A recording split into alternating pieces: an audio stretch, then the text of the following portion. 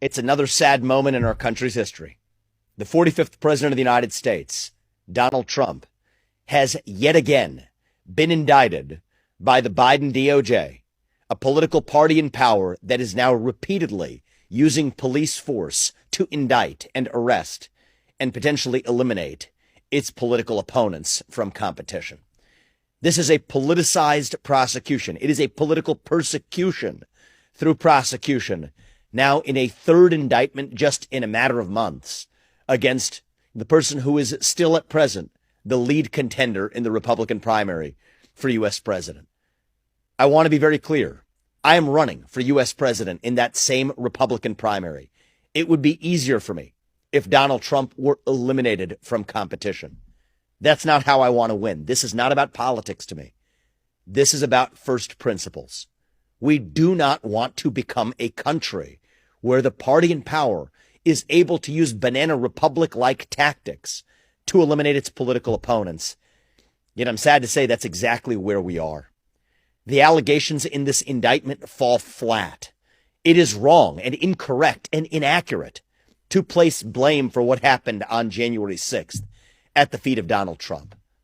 I said this at the time. I've said it ever since then.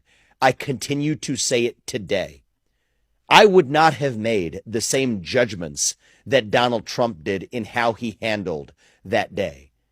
But that's different from saying that he committed a crime. He did not. He specifically told the protesters that day to behave peacefully. The First Amendment in this country gives political protesters the ability to express themselves and their opinions freely. Donald Trump was not responsible for what happened on January 6th. You want to know what was responsible? I said this in the days after January 6, 2021, just as I say it today. Systematic, pervasive censorship in this country.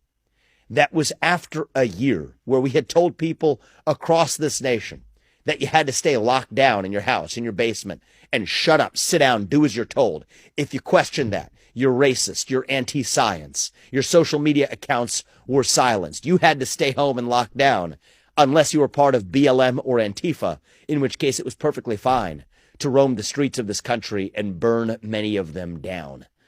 That was the double standard that then applied and said that if you said the virus originated in a lab in Wuhan, you were again a racist and had your internet accounts shut down.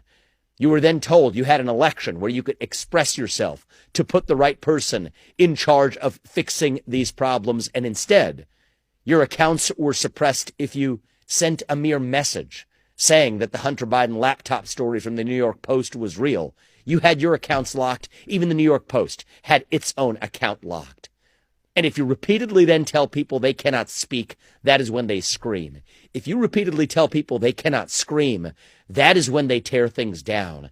And I think we are making a grave mistake in this country by trying to pin the blame for that at the feet of one man.